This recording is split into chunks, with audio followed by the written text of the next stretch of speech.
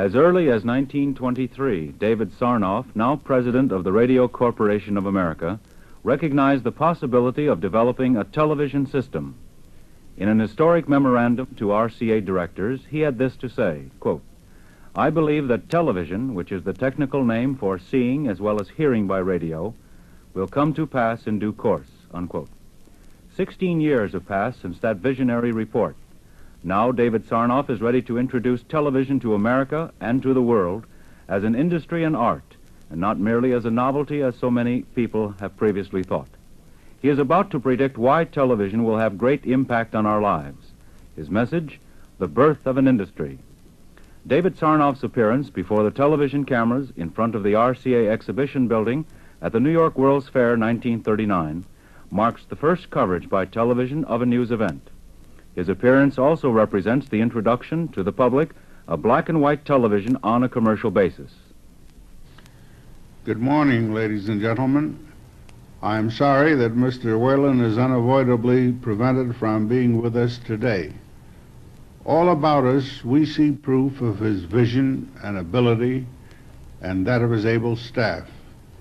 It is fitting that the greatest World's Fair in history should be the scene for the first public showing of one of the most significant technical and social advances of modern times.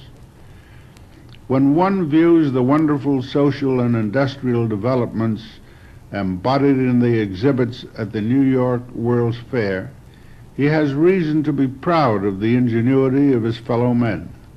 All about us here today, in scores of great buildings, are exhibits which testify to the unwillingness of man to remain satisfied with the marvels of our present civilization. They prove his ability to bring to practical use and service today and tomorrow the dreams of past generations.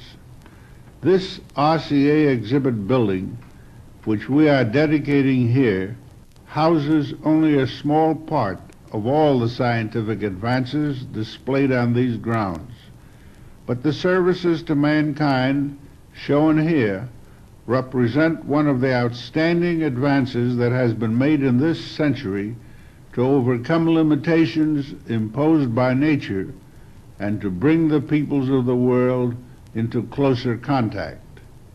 Today, we are on the eve of launching a new industry based on imagination, on scientific research and accomplishment.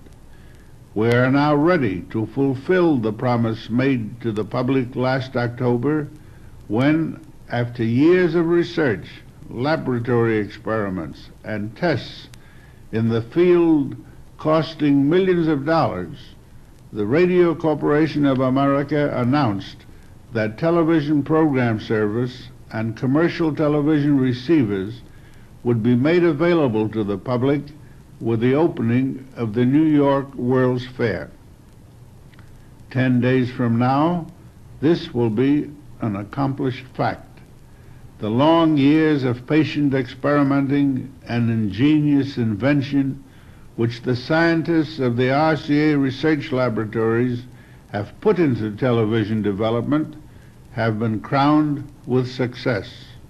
I salute their accomplishments and those of other scientists, both here and abroad, whose efforts have contributed to the progress of this new art. On April 30th, the National Broadcasting Company will begin the first regular public television program service in the history of our country, and television receiving sets will be in the hands of merchants in the New York area for public purchase. A new art and a new industry, which eventually will provide entertainment and information for millions, and new employment for large numbers of men and women, is here. There is something tremendously inspiring to all of us in the RCA family in launching a new service whose purpose is constructive into a world where destruction is rampant. We have all been impressed of late by the ease with which things can be destroyed, compared with the skill and the labor that go into their making.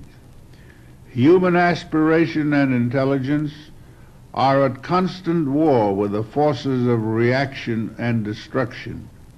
When a major victory is won, civilization is able to make a giant stride forward. The coming of radio was one of those victories. After ages in which nature had maintained the barriers of time and distance between men and nations, radio eliminated them and enabled man to send a whisper around the earth. And now we add radio sight to sound.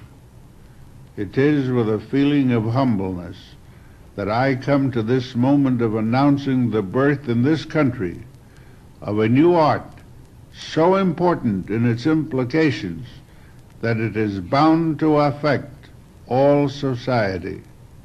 It is an art which shines like a torch of hope in a troubled world.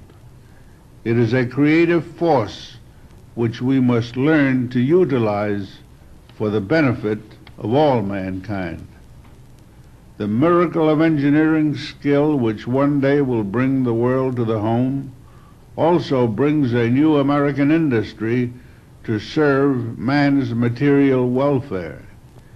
In less than 2 decades, sound broadcasting provided new work for hundreds of thousands of men and women, added work in mines and forests and factories for thousands more, and aided the country and its citizens economically by causing the flow of hundreds of millions of dollars annually.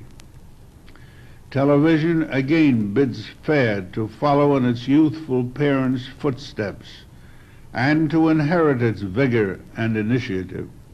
When it does, it will become an important factor in American economic life.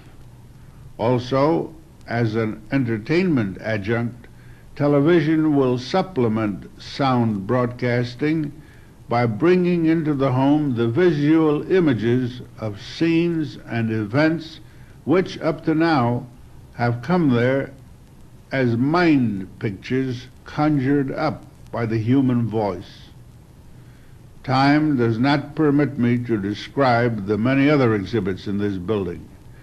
They demonstrate important radio services and instrumentalities such as facsimile, which transmits printed words and pictures through the air, the automatic emergency alarm, which is adding immeasurably to the safety of those who travel by sea, and the significant services for message communications by land and sea and in the air.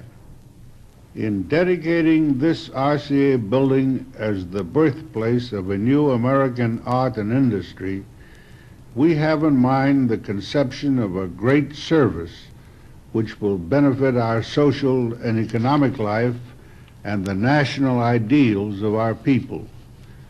The television receiving sets about us today, and millions of their like to follow, will serve to bring about these practical results and to foster these ideals. They represent radio's world of tomorrow. With this address, David Sarnoff